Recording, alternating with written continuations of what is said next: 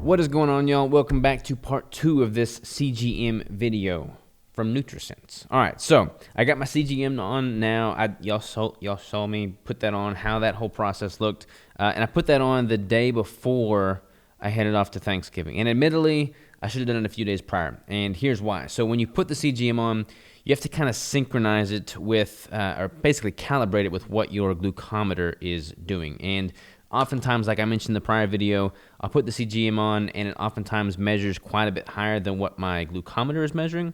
So pretty much throughout the day of Thanksgiving, I was trying to get it calibrated, whereas ideally I would have had it calibrated beforehand.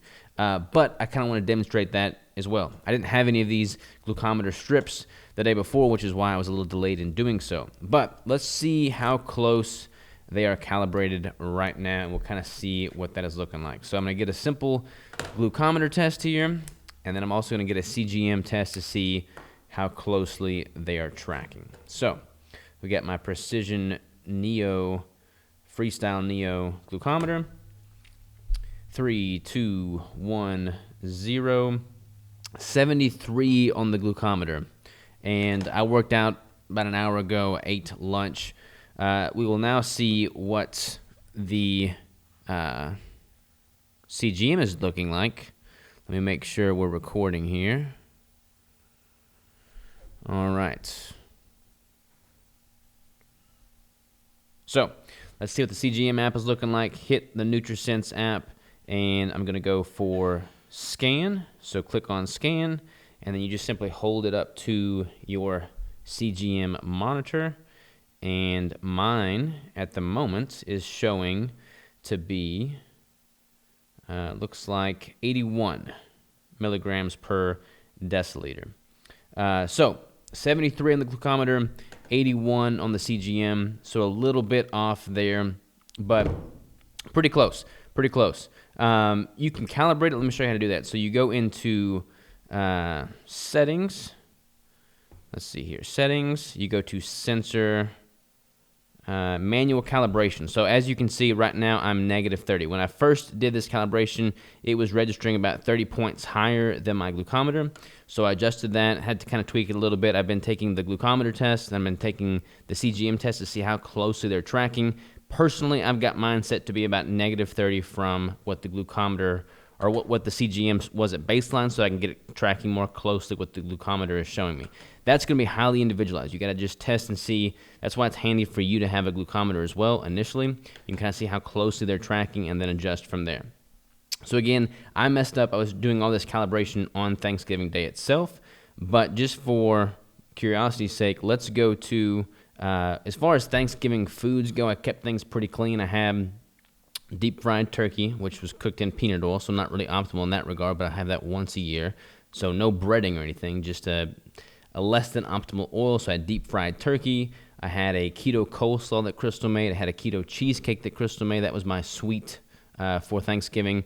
But most of my food was ketogenic foods. Bacon and eggs for breakfast, keto brick, and like I said, the turkey, the coleslaw. Crystal also made a keto cornbread, which does not use corn. It uses like an almond flour for the base. Had that. So that's pretty much what my foods consisted of. I did not partake in all of the traditional Thanksgiving foods. No cranberry sauce, no mashed potatoes and gravy, no mac and cheese, none of that stuff, no dressing. So my glucose numbers, as you can see, never really went crazy high. Most people, I would have to venture to guess, are seeing numbers quite a bit higher than 100, especially if they're following traditional carbohydrate-based diet and picking out and eating all the sweets imaginable on Thanksgiving. So by simply keeping with the ketogenic foods, even though I deviated a little bit and had foods that had a little bit more total carbs, like that keto cheesecake, the keto coleslaw, the keto cornbread, those are all foods that are going to have more dietary carbohydrates than I'm typically consuming on average, but still far, far less than what the average person is consuming during Thanksgiving, and still nothing that's going to cause my blood sugar to deviate drastically. Now that I've been using the CGM for a while, we can look at today's data because it's more or less calibrated. So some interesting information here. My numbers are typically a little bit higher when I'm sleeping. Cortisol is typically elevated at night, so that's going to have rough correlation with blood glucose. My blood glucose is going to be higher throughout the middle of the night. And then let's see here, 67 around 6:20. At that point, I've just started having my morning cup of coffee with some heavy cream. And then you'll see the spike at 102 milligrams per deciliter, and that was at 10:44 a.m. So that is immediately post-workout. So my blood glucose is always going to spike a little bit intra-workout and then immediately post-workout due to basically my stored muscle glycogen being mobilized as a result of that training. That's not a bad thing. That's not suggesting that you shouldn't train because you're going to have higher blood glucose. That is simply a physiological response to the training load itself. Your body is going to mobilize stored muscle glycogen, release that glucose into your bloodstream. You're going to have slightly elevated blood glucose intra-workout and immediately post-workout. Again, totally normal, not a bad thing at all. Certainly not an indicator of you being insulin resistant. And then as you can see, it started to drop off again. Right now, I'm at, like I said, 81. So this is super insightful information. I mean, this app, I've not even played around with all the functionality of this app. It's got this, you can track your meals, you can track your activities, you can track your measurements, you can do experiments. I don't really do much of that at all. You can look at 7-day rolling average, 14-day rolling average, 30-day rolling average. You can see what your average glucose is throughout the day, time and target, morning averages. You can see all this stuff. I typically just do the test and then look at my trend line for the day throughout the course of the day to try and make sure that it's all within a healthy range, which for me is typically between 60 and 80 milligrams per deciliter, again, spiking while I sleep and immediately post-workout. None of my meals are really causing much of a spike at all.